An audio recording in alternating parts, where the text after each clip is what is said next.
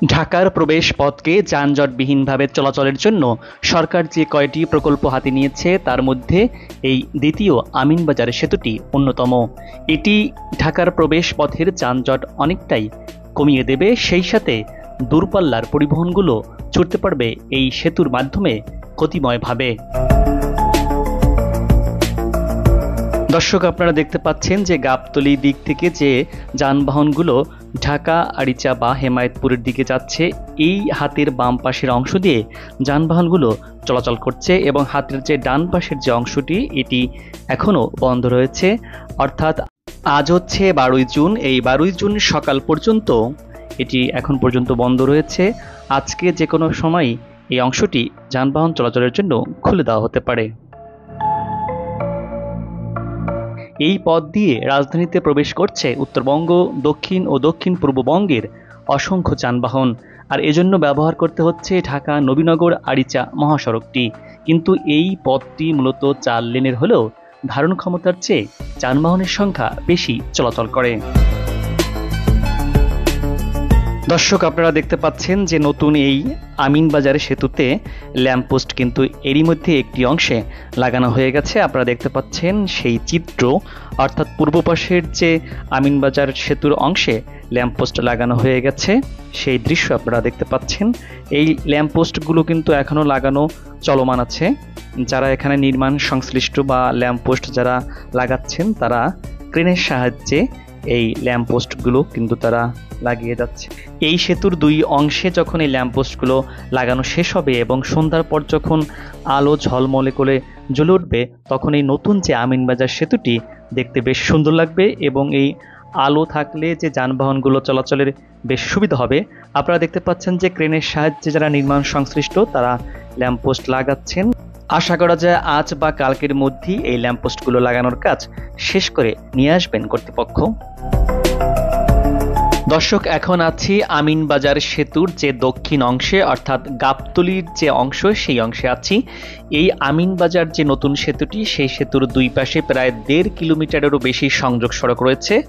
আপনারা দেখতে পাচ্ছেন সেই যে সংযোগ সড়ক, অর্থাৎ গাবতলীর অংশের যে সংযোগ সড়ক, সেই সংযোগ সড়কে পিচ ঢালাইয়ের কাজ চলছে। আপনারা দেখতে পাচ্ছেন সেই দৃশ্য। এই পিচ ঢালাইয়ের কাজের মাধ্যমে যে এই 2 পাশের যে সংযোগ সড়ক প্রস্তুত করা হচ্ছে। আপনারা জানেন যে এই কোরবানির আগেই এই গাবতলী সেতুর যে 8 লেন সেটি খুলে দেওয়া হবে এবং সেই খুলে দেওয়ার অংশ হিসেবেই কিন্তু এই সংযোগ সড়ক প্রস্তুত করার কাজ এগিয়ে চলছে। দর্শক, এটি দেখতে পাচ্ছেন গাবতলীর যে বাস টার্মিনাল রয়েছে, সেই বাস টার্মিনালের এই অংশে একটি সিগন্যাল রয়েছে এবং এই সিগন্যালের একটি অংশ চলে যায় সদরঘাটের দিকে এবং এখানে সবসময় একটি যানজট লেগেই থাকে যে গাবতলী থেকে যে গাড়িগুলো হচ্ছে ঢাকা আরিচা মহাসড়কে যায়, সেই ঢাকা আরিচা মহাসড়কে যাতায়াতের জন্য এখানে আসলে একটি যানজট লেগেই থাকে। যারা যোগাযোগ বিশেষজ্ঞ রয়েছেন তারা বলছেন যে আমিনবাজারের যে পুরাতন 4 লেনের সেতু রয়েছে এবং নতুন যে 8 লেনের সেতু রয়েছে, সব মিলিয়ে 12 লেনে গাবতলীর কেন্দ্রিক যে যানজট থাকে সেই যানজট নিরসন হবে এই নতুন দ্বিতীয় আমিনবাজার সেতুর মাধ্যমে। ফলে বাস টার্মিনালের সামনের সড়কের যে যানজট সেই যানজট কমে আসবে। এতে করে গাড়ির গতি বাড়বে, বিশেষ করে যারা সাভার আশুলিয়ার শিল্প কল কারখানার যে যানবাহন রয়েছে সেই যানবাহনের চলাচলের ক্ষেত্রে গতি আসবে, যার ফলে অর্থনীতিতেও একটি বড় ধরনের ইতিবাচক প্রভাব পড়বে। দর্শক, এই পাশের যে সংযোগ সড়ক রয়েছে সেই সংযোগ সড়কের কাজ কিন্তু বর্তমানে চলমান আছে এবং যার কাজ এখনো শেষ হয়নি। দর্শক, আপনারা দেখতে পাচ্ছেন গাবতলীর দিক থেকে আসা যানবাহনগুলো এই নতুন যে আমিনবাজার সেতুর এক অংশ দিয়ে তারা যাতায়াত করছে। এটি হচ্ছে নতুন যে আমিনবাজার সেতু, সেই আমিনবাজার সেতুর যে পশ্চিম পাশের যে অংশ, সেই অংশটির 2টি যে লেন, সেই লেন 2টি আপনারা দেখতে পাচ্ছেন, যার কিন্তু এই অংশের কিন্তু পিচ ঢালাইয়ের কাজ কিন্তু এর আগেই হয়ে গেছে।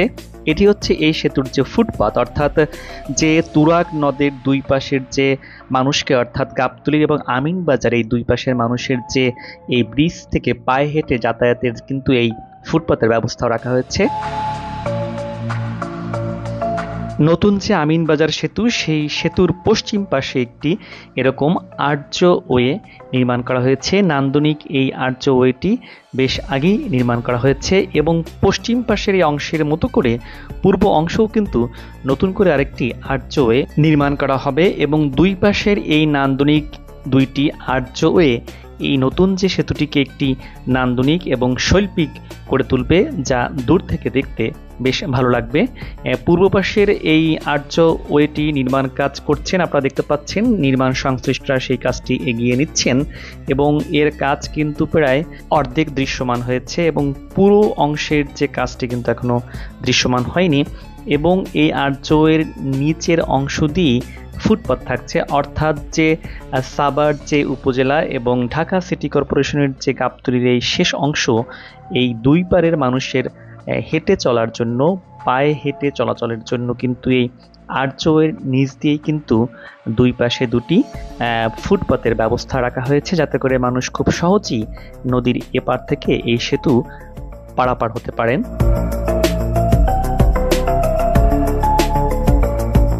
দর্শক, আপনারা দেখতে পাচ্ছেন যে এই ব্রিজের যে ফুটপাতের যে এই অংশের যে রেলিং, সেই রেলিং কিন্তু এই অংশে দেওয়া হয়ে গেছে।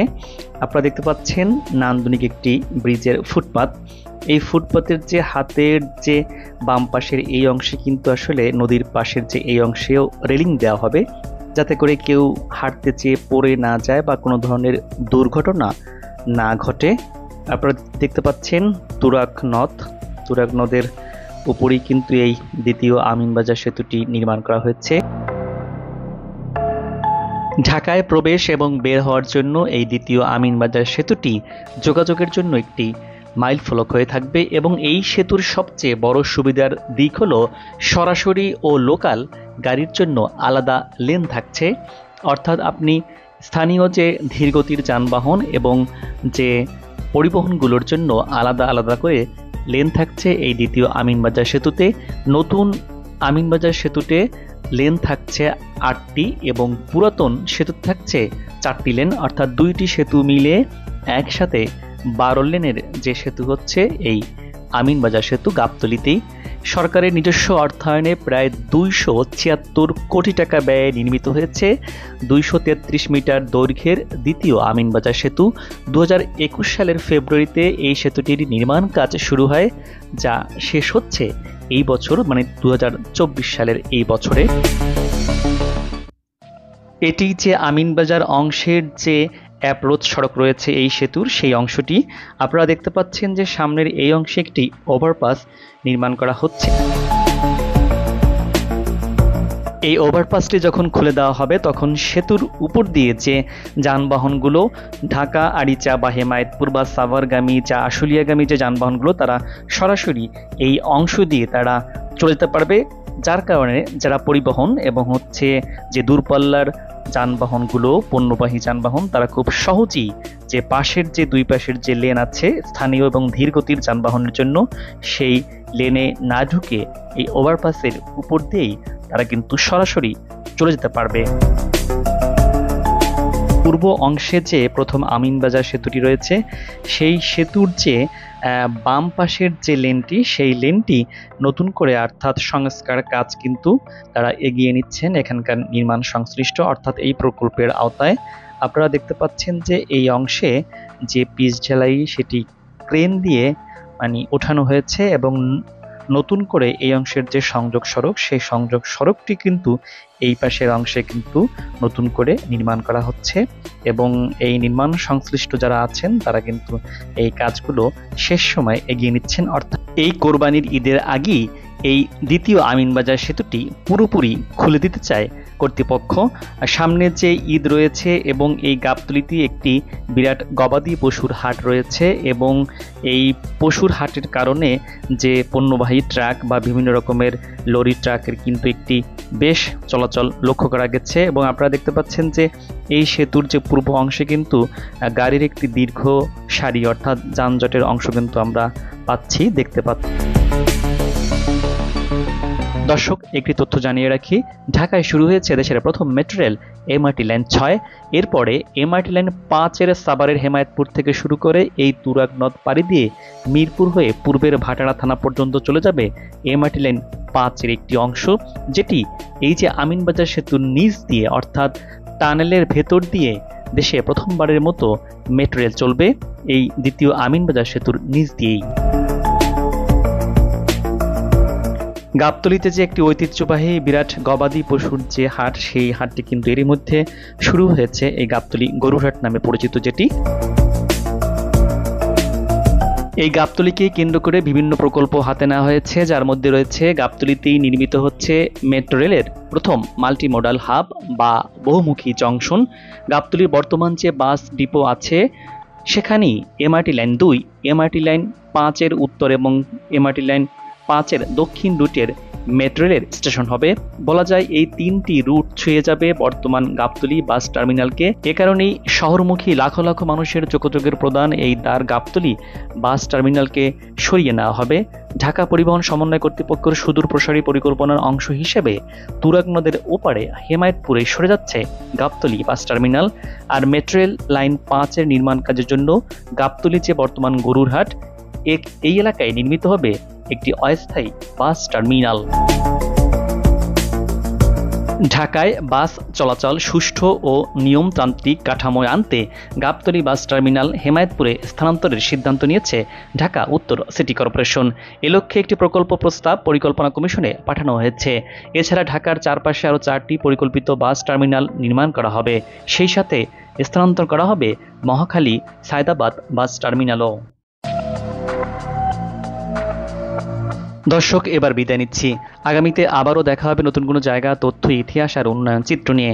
আপনার পছন্দের কোনো ভিডিও চিত্র দেখতে চাইলে কমেন্টস বক্সে লিখে জানান। ভিডিওটি ভালো লাগলে চ্যানেলটি সাবস্ক্রাইব করে লাইক দিয়ে শেয়ার করুন। ভালো থাকুন, নিরাপদে থাকুন এবং সাথেই থাকুন।